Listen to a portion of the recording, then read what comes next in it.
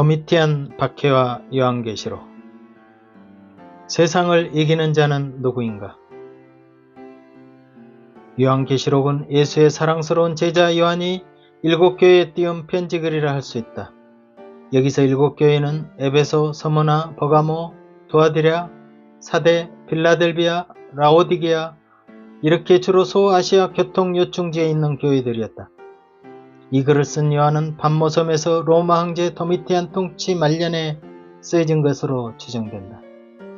요한은 하나님의 말씀과 예수의 증거 때문에 patmos섬에 유형당하고 있던 주일날 성령에 감동하여 신비로운 경험을 하게 된다. 요한에게 나타나신 예수께서는 본바를 기록하여 교회에 보내라고 분부하셨다. 요한은 환상 중에 본 것과 이제 있는 일과 장차 될 일을 계시를 받고 기록한 것이다. 이때는 기독교인에 대한 박해가 극심했던 시대였는데 로마 대화재로 인한 네로 1차 박해가 64년부터 68년에 일어났다면 도미티안 박해는 90년부터 96년이었으므로 95년경 쓰인 요한계시록은 이 시대의 성도들에게 필요한 메시지라고 볼 수 있겠다. 이 시기에 요한도 전승에 의하면 펄펄 끓는 가마솥 물에 던져졌으나 영케 살아났다고 전해지는데 나중 patmos섬에 유배되어 있다가 계시를 받고 요한계시록을 집필했다고 한다. 초기 그리스도인의 박해는 네로 박해로 시작해 약 250년간 이어졌는데 콘스탄티누스에 의해 기독교가 공인된 313년에 이르러서야 겨우 진정될 수 있었다. 사도시대 초기 기독교 박해는 예수님을 그리스도로 인정하지 않는 유대인들로부터 핍박을 받았지만 그 이후 예루살렘을 넘어 소아시아와 로마에까지 복음이 전파되면서 로마 제국의 탄압을 받게 된다. 헤롯 시대에는 기독교의 신은 종교에 대한 이질감을 로마 대화재를 저질렀다고 뒤집어 씌우면서 일어났다면 도미티안 박해는 오직 하나님만 믿으며 우상 숭배와 황제 숭배에 굴복하지 않는 기독교인들을 눈의 가시로 여겨 박해했기 때문이었다. 황제들은 제국을 하나로 통합하고 신들의 보호 속에 번영시키겠다는 핑계로 기독교를 불법으로 간주하고 혹독하게 탄압했다.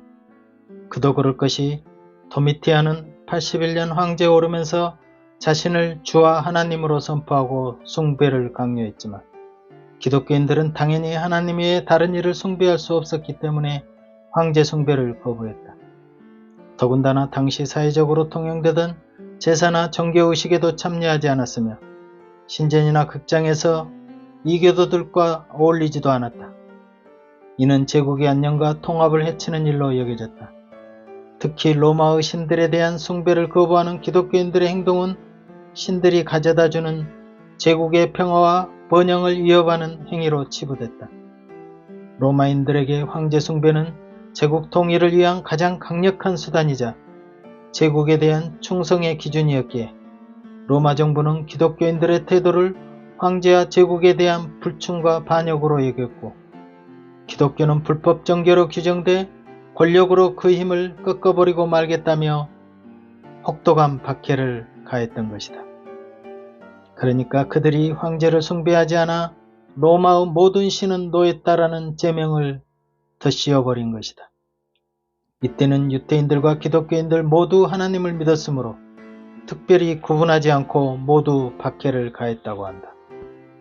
그래서 모든 재산을 몰수하고 로마 원형 경기장에서 맹수들과 결투를 시키기도 했다. 이때도 역시 헤롯 박해 때처럼 일부 기독교인들은 신앙의 자유를 찾아 로마를 떠나 지하 동굴로 운둔했는데 이 카타콤에서 예배를 드릴 수밖에 없었다. 이때 수많은 그리스도인들이 순교를 당하거나 순교에 대한 두려움 때문에 기독교를 배교하기도 했다. 그래서 사도 요한은 예수 그리스도는 고난받았던 어린 양임을 알리면서 박해받고 있는 그리스도인들을 위로하고 신앙을 굳세게 지키라고 촉구하고자 7교회에 편지를 보냈다. 또 세상에 대해서는 심판하러 오실 주님을 목숨으로 이겨낸 성도들에게는 하나님의 보상과 새하늘의 소망을 강조했다. 그래서 요한계시록 7교회에서 2장 7절, 2장 11절, 2장 17절, 2장 26절, 3장 5절, 3장 12절, 3장 21절에 이기는 자에게 주실 영광을 계속 말씀하시고 있고, 요한계시록 6장부터 16장 사이에 7인, 7나팔, 7표적, 7대접의 대환란을 보여주시다가 마지막에 예수 그리스도 승리와 이기는 자가 받을 유업에 관해 이야기하고 있다. 그렇다면 성경에서 말하는 이기는 자는 과연 어떤 사람일까를 생각해보지 않을 수 없다. 결국 각 교회와 세상 말세에 나타날 이기는 자가 주는 교훈은 지금 우리 시대에도 역시 같이 적용되기 때문이다. 그런데 요즘 요한계시록에 나타난 세상 종말과 말세에 관한 예언에만 너무 치중하다 보니 믿는 자에게 주시고자 했던 교훈들은 잊어버리고 가르치지도 않는 경향이 많다. 물론 세상 마지막을 강조하는 것은 중요하지만 그보다 먼저 언제 종말이 오더라도 재림을 맞이할 준비가 된 사람들로 깨어있는 것 자체가 중요하다. 그러기 위해서는 과연 예나 지금이나 확실한 믿음을 가지고 이기는 자가 된다면 언제나 크게 두려워할 일은 없을 것이다. 7교회에서 이기는 자가 되기 위해서는 우선 잘못된 부분에 대해서 회개가 강조되고 있다. 에베소는 첫사랑을 버린 것에 대한 회개, 버가모는 니골라당의 교훈을 지키는 자들에 대한 회개, 두아디라는 이세벨을 용납하고 행운과 우상 재물을 먹는 것에 대한 회개, 사대는 살았다는 이름은 가졌으나 죽었다는 것을 일깨지 못한 것에 대한 회개, 라오디게아는 부요하나 벌거벗은 것을 회개하라고 책망하신다. 이건 분명 믿는 자에게 당부하신 말씀으로 우리 생활 속에서도 빛으로 드러나야 할 회개가 당장 필요함을 강조한 부분이다. 우리는 완벽한 신이 아니기에 구원 후에도 잘못된 부분에 대해서는 회개하고 영성이 회복되어야 세상을 이겨낼 힘이 생긴다. 그대로 묵인해버린다면 자칫 세상과 벗이 되어 결국 세상에 지고 말 것이기 때문이다. 그러므로 혹시 내가 하나님의 사랑을 잃고 떨어진 것은 아닌가를 항시 점검해야 할 것은 당연하다. 그 다음 현재와 앞으로 닥칠 세상의 어려움을 어떻게 이겨나가야 할 것인가가 중요하다. 세상에는 자기 출세와 명예와 성공을 위해 세상을 이겨나가는 사람들도 많다. 하지만 하나님의 자녀가 되지도 않고 세상을 이겨내는 것은 자신의 각오나 신념으로 하나님의 구원과는 상관없는 행위로서 오직 자신을 위한 행위일 뿐이며 자기의가 된다. 하나님의 자녀가 되는 것은 새로운 삶으로 거듭나는 것이며 이 길을 가기 위해 필요한 덕목이 바로 이기는 자이다. 그러므로 요한계시록은 믿는 자들에게 주어진 메시지로 현재 있는 어려움과 미래에 있을 일을 미리 보여주심으로써 항상 깨어있고 어떤 상황에서도 이겨낼 것을 강조하고 있다. 그래서 사도 요한은 무릇 하나님께로부터 난 자마다 세상을 이기느니라 라고 서술하고 있다. 그러니까 세상을 이기려면 먼저 하나님께로부터 난 자가 되어야 하고 예수께서 그리스도심을 믿는 자마다 하나님께로부터 난 자라고 했으므로 예수 그리스도를 믿는 자, 즉 하나님의 자녀는 곧 세상을 이길 수 있다고 해석할 수 있겠다. 그래서 참 그리스도인은 자신의 의지나 신념 대신 예수 그리스도의 힘으로 세상을 이겨나간다. 그 힘은 내가 아닌 주님을 믿는 믿음에서 출발하기 때문이다. 세상에서는 너희가 환난을 당하나 담대하라. 내가 세상을 이기었노라고 이미 죽은 무덤에서 부활하여 세상 권세를 굴복시키신 예수 그리스도는 승리의 모범을 보여주셨다. 그러므로 예수를 하나님의 아들로 믿는 자가 아니면 세상을 이기는 자가 누구냐라고 반문하고 있다. 하나님의 아들이란 단순한 의미가 아니라 베드로 고백처럼 주는 그리스도시요 살아계신 하나님의 아들이십니다라는 인류를 구원할 메시아라는 뜻으로 해석되어진다. 그래서 그의 사랑이 독생자 예수를 통해 어떻게 나타났고 어떻게 우리가 하나님 앞에 나아갈 수 있는지 그 사랑을 확실히 알고 감사한다면 세상의 어떤 것보다 귀한 하나님의 사랑을 배반하지 않고 분명 세상을 이겨낼 수 있을 것이다. 그러므로 우리 주 예수 그리스도로 말미암아 우리에게 항상 이김을 주시는 하나님께 감사할 수밖에 없다.